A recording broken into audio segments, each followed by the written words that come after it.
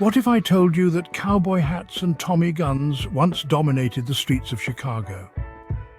Picture the scene, the roaring 1920s, a city teeming with jazz, bootleggers and speakeasies, where the night never seemed to end. The streets of Chicago were not just pathways paved with cobblestones, but were the very battlegrounds of historical confrontations. The air hung heavy with the smell of gunpowder and whiskey, and the sound of jazz bands playing in hidden basement bars provided a stark contrast to the violence occurring outside. In this tumultuous era, prohibition laws had thrown the city into chaos. Alcohol, though outlawed, flowed freely in the underground world, controlled by the iron fists of mob kings. These were no petty criminals, but organized syndicates that ran their operations with military precision. The prohibition might have been meant to curb the consumption of alcohol, but instead it gave birth to an age of rampant lawlessness and corruption. Amid this chaos, the city's streets were often scenes of sudden shootouts. Tommy guns, the weapon of choice, spat bullets in rapid succession, making them a favorite among gangsters for their ability to spray a crowd. These gangsters, often seen sporting sharp suits and fedoras or, incongruously, cowboy hats, as if mocking the severity of their deeds with sartorial choices, became the stuff of legends. The infamous Al Capone, or Scarface as he was known, was one of these legendary figures. His name became synonymous with the Chicago outfit, as he orchestrated some of the most notorious crimes of the century. From smuggling to bootlegging to brutal executions, Capone's hand in the criminal underworld was unmatched. His favorite, a .45 caliber Colt revolver, was as much a part of his persona as his notorious scar. Yet in the shadow of such well-known figures, there was Louis Gun Alterie, whose story was just as colorful but less known. Born in California, Alterie moved to the Windy City as a young man. It was in Chicago where he joined up with the predominantly Irish North Side gang. Brazenly maintaining his Western heritage, Louis was quickly dubbed Gun Alterie due to his 10-gallon hat and quick-draw-style shootings using his Colt 45 revolvers. Alterie, to have walked straight out of a Western film, often donned a cowboy hat tilted rakishly over his eyes, with pistols gleaming at his hips.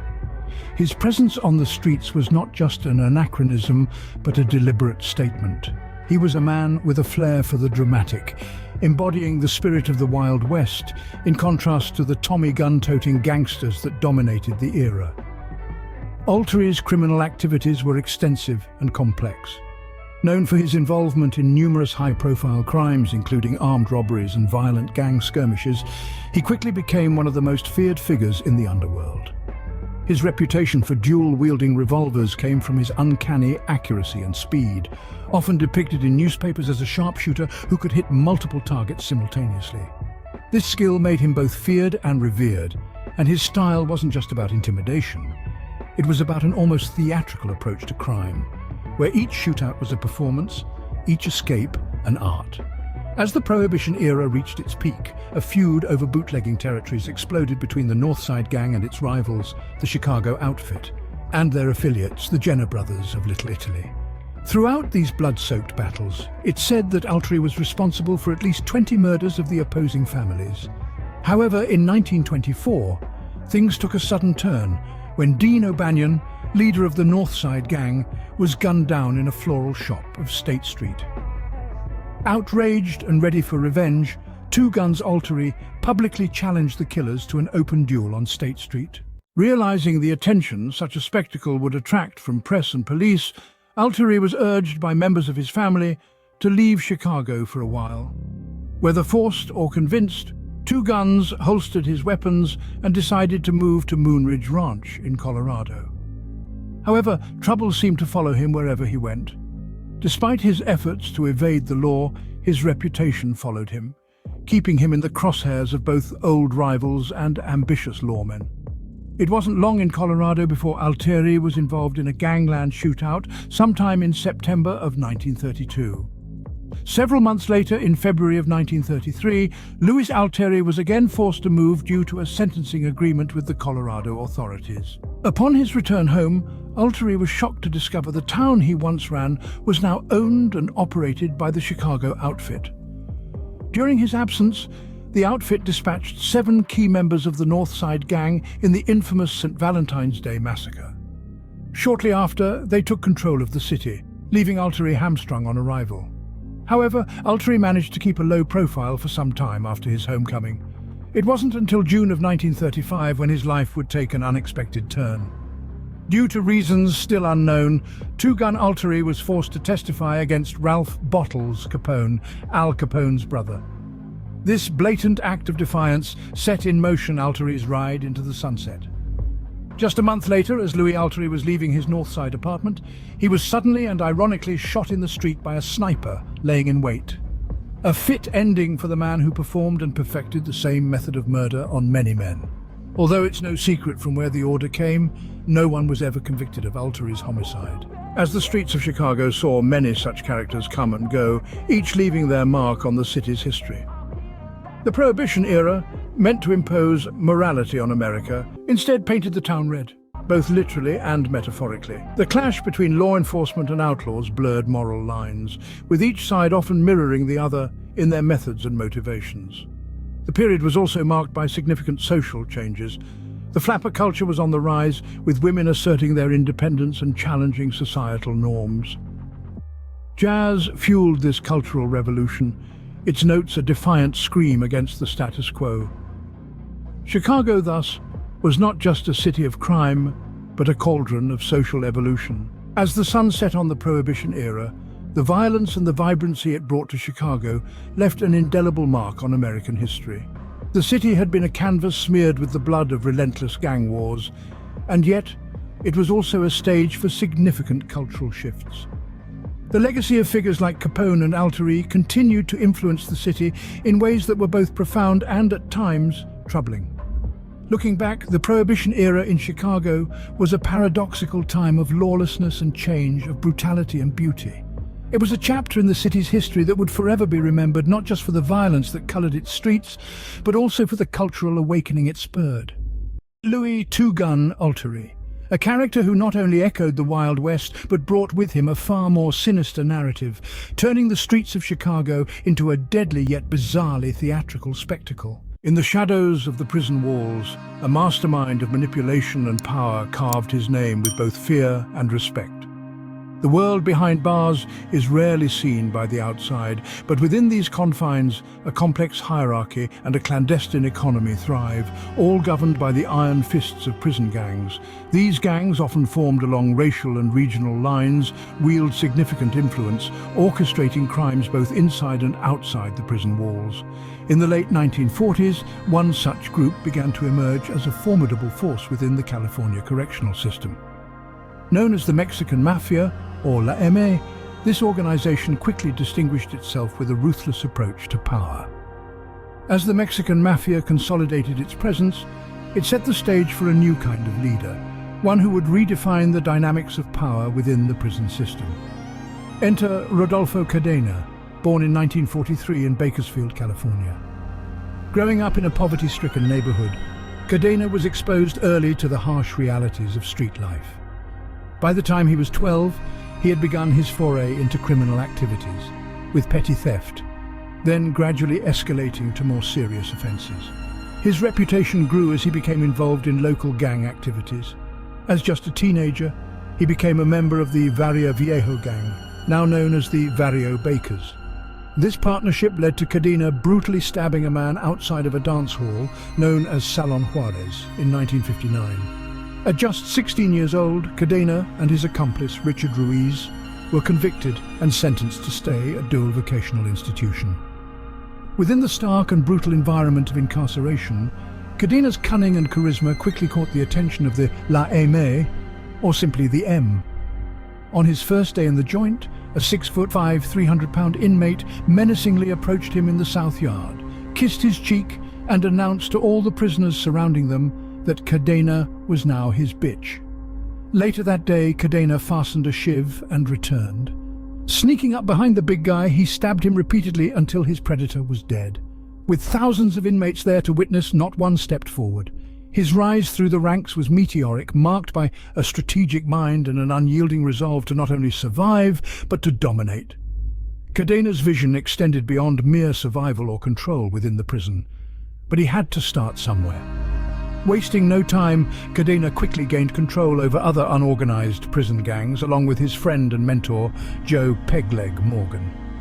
The two terrorized and dominated any potential threats, overtaking all drug, pornography, prostitution, and murder-for-hire activities within the California correctional systems. However, Cadena saw the potential for the Mexican Mafia to transcend the walls that contained them, to influence and unify Latino gangs across California and beyond. Cadena began interacting with rival gang members in an attempt to broker a peace deal and work together in order to rise above and beyond the walls of the prison systems and take over the Southwest region. The first partnership he forged with George Jackson of the Black Guerrilla family was an unsettling one, but his attempts to unite the M with their mortal enemy, Nuestra Familia, or NF, provoked the leaders of the Mexican Mafia to take action. His ambitions were high, however, not without consequences. As he maneuvered through the intricate politics of gang leadership, Cadena began to encounter more than just resistance. But in the game of life, pawns too can become kings, and Rodolfo Cadena planned to change the game forever. He set a meeting with an NF leader, Joe Gonzalez, to discuss peace so the two factions could unite and build beyond the walls of prisons. However, Joe Morgan and a few other Mexican mafia bosses had different plans. Just days before the peace talks were set to commence, the M order hits on two members of Nuestra Familia, destroying any chance of cooperation. Simultaneously, the sanctioned hit against the NF members green-lit Cadena for retaliation, effectively marking him a dead man. In the following days, he received several death threats throughout the prison yard, revealing exactly when his time would end. On that fateful day, Cadena, not willing to back down, knew that staying in his cell would save his life and still chose to exit. Tragically, his life and burgeoning leadership came to a brutal end on December 17, 1972. During his time there for a supposed peace meeting at the California Institution for Men in Chino, Cadena was attacked as he left his cell and stabbed multiple times. In a savage turn of events, he was betrayed by his own people and left for dead, stabbed and then thrown from a second-tier balcony, an act that demonstrated the perilous nature of affiliations and the extreme violence that often accompanies shifts in power within the prison system. The loss of Cadena spurred significant reprisals and marked a pivotal moment in the history of prison gang violence, illustrating the deadly stakes involved in the quest for dominance behind bars. What does power truly cost in the shadows of the criminal underworld, and how does betrayal weave its dark thread through the tapestry of gang life? Envision a realm shrouded in mystery and peril, a place where every whispered word could be a warrant for death, where loyalties shift like sand underfoot. Today, we unravel the tale of Michael Chen, a name that once commanded fear and respect in the heart of New York's Chinatown, a man who rose from the tumultuous streets to dominate the notorious Flying Dragons gang. In this world, trust is both the most valuable and the most dangerous of trades. To truly grasp this world, one must delve into the enigmatic and often brutal domain of gang politics, where power is not merely sought, it's seized and held with a relentless grip. Here, in the dimly lit back alleys and the neon-soaked nightclubs, you encounter the pivotal figures in this silent war, each vying for control, for survival, for dominance. The centerpiece of this narrative is Michael Chen, whose name evokes both dread and awe within the underground landscape of crime. Michael's journey to the zenith of power was carved not by inheritance or favor, but through determined will and unfaltering resolve. His saga begins in the gritty corridors of New York's Chinatown, where from a tender age he recognized that the world does not dispense favors, it merely presents opportunities to those audacious enough to seize them. Michael was raised amid a community teetering between the remnants of old-world traditions and the stark realities of urban existence. Early on, he learned that respect was either commanded by fear or by force. He observed the local gangs' pervasive influence over daily life, from controlling markets to infiltrating schools, seeing in them a distorted reflection of the corporate power he read about in newspapers. His climb to power initiated with minor yet pivotal acts, conveying messages, transferring packages, subtle whispers that carried significant weight. Gradually, Michael's role within the Flying Dragons evolved significantly. He emerged as a figure of intrigue and respect, noted for his strategic acumen and unwavering resolve. Each decision he made strategically advanced him closer to the epicenter of power, into the heart of the nest. Under the tutelage of the gang's elder statesman, Michael mastered the arts of manipulation and survival. He knew precisely when to attack or retreat, when to elevate his voice or reduce it to a murmur, when to stand out and when to merge into the shadows. It was this demeanor and calm, calculating attributes that earned him a well-deserved moniker, the Scientist. His reputation burgeoned, and with it, his list of allies and adversaries swelled. It wasn't long before Chen rose to the top, becoming dragon head of the gang. During his reign, he was arrested and taken to trial for several homicides, including the extremely brutal and public execution of 2 rival clan members from the Ghost Shadow Gang. The Scientist broke character to brazenly open fire in the middle of the street in Manhattan's Chinatown. However, due to a lack of witnesses, Chen was acquitted at trial. The internal dynamics of the gang were intricate, a mesh of relationships founded on mutual benefit and pervasive distrust. Betrayal was inevitable, not a question of if, but of when and by whom. Michael navigated these perilous waters with the acuity of a philosopher and the heart of a warrior. He orchestrated strategic takeovers, neutralized threats, brokered peace, and instigated conflicts. Under his influence, the Flying Dragons expanded their dominion, their tendrils reaching deeper into both the legitimate and illicit frameworks of the city. However, with power came adversaries, both internal and external. Rival factions viewed Michael's ascent as a direct threat to their ambitions. Jealousy and fear brewed plots against him within his own ranks. The empire Michael constructed was one of perpetual vigilance and inherent danger. His personal relationships deteriorated, sacrificed at the altar of his ambition. Those closest to him turned into liabilities, potential targets for his foes. As Michael's empire expanded, so did the legend enveloping him. Tales of his ruthlessness circulated in subdued tones. His name was uttered with a blend of respect and fear. He transformed into a mythic figure, a master strategist maneuvering human pawns. Despite his hardened exterior, Michael grappled with the solitude that accompanies power. The higher he ascended, the more isolated he became. His reflective moments were interspersed with existential queries about the legacy he would leave behind and the price of his decisions. The path of power had granted him wealth and sway, but at what cost? This question is probably why he was also so generous outside of his criminal conquests. He was consistently providing food, money, comfort and love to his family, especially his grandmother.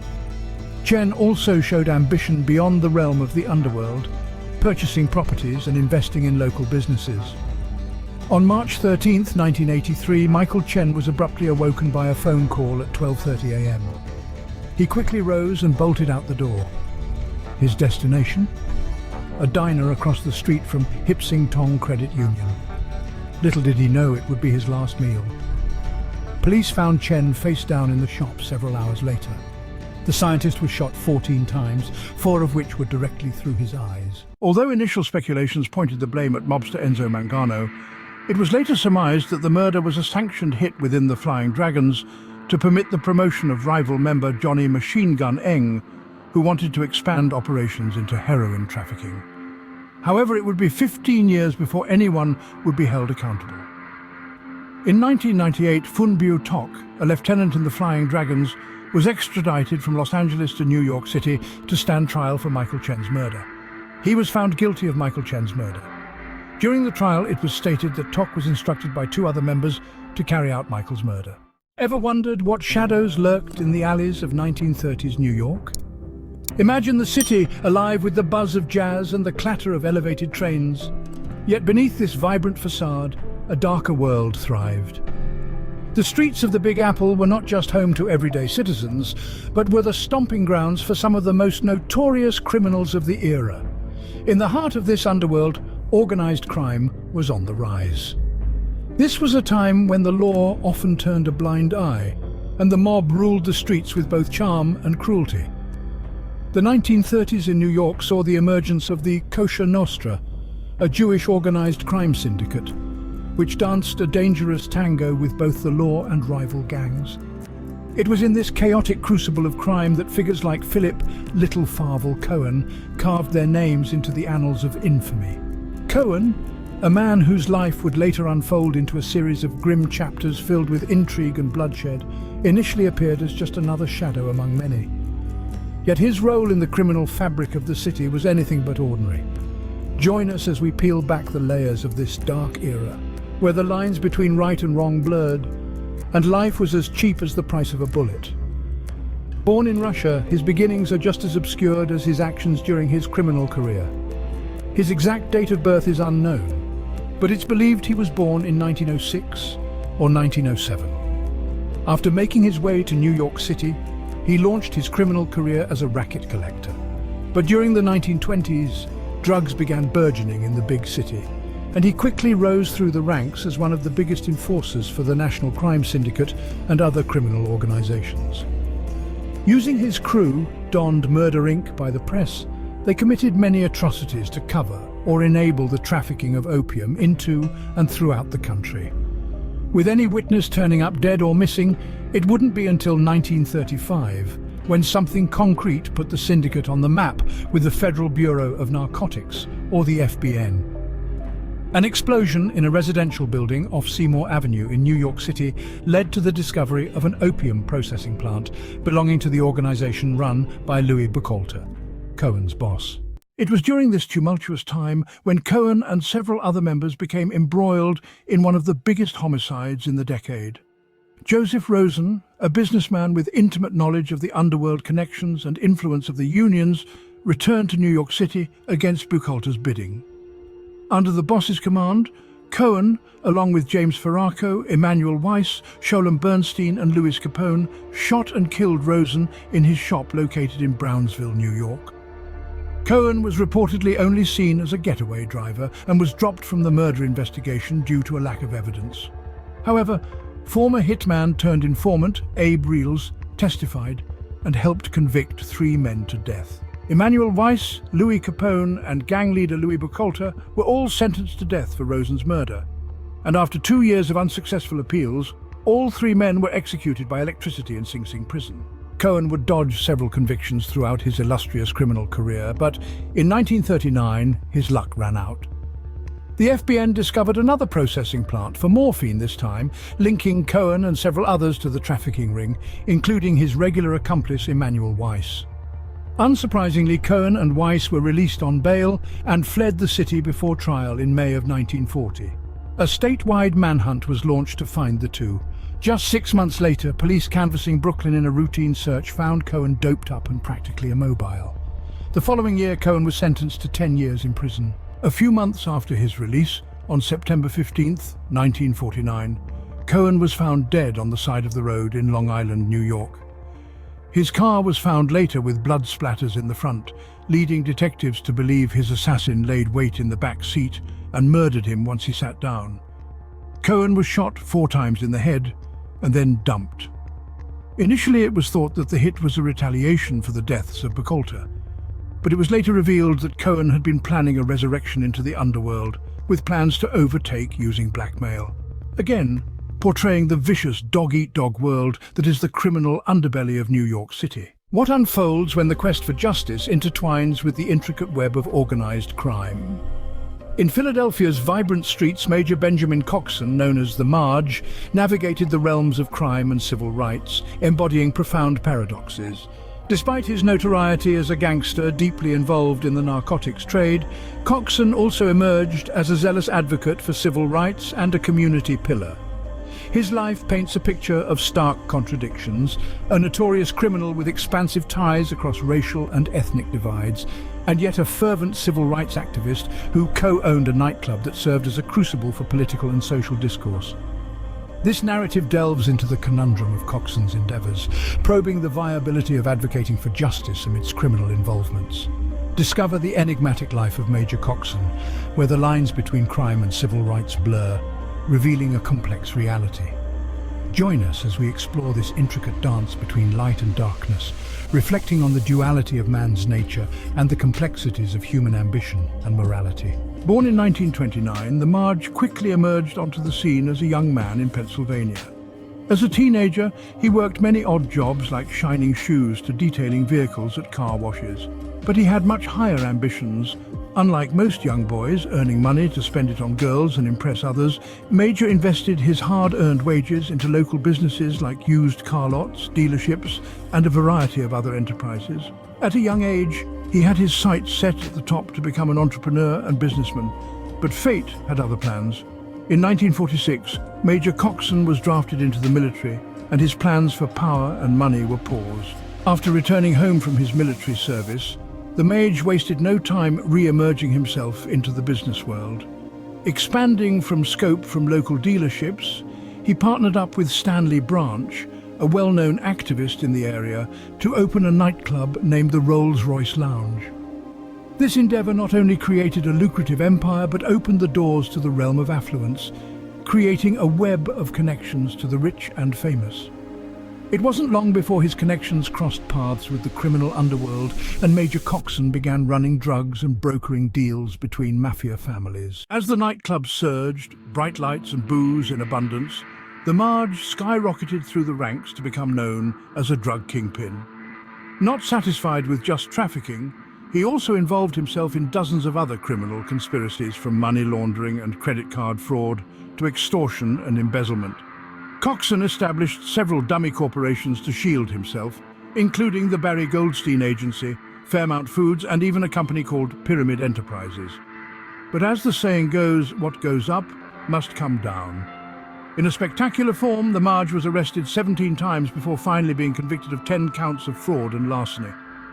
Major Coxon served a total of 22 months in a federal prison in Pennsylvania for his involvement in an interstate carjacking ring. But the felony conviction and prison sentence didn't dissuade the Mage from his pursuit for power. After serving his time, he exploded back on the scene with aspirations of being in the political spotlight. He quickly positioned himself in pivotal roles, including becoming a board member of the Black Coalition, a local neighborhood organization. It was this role that led him to meet Muhammad Ali.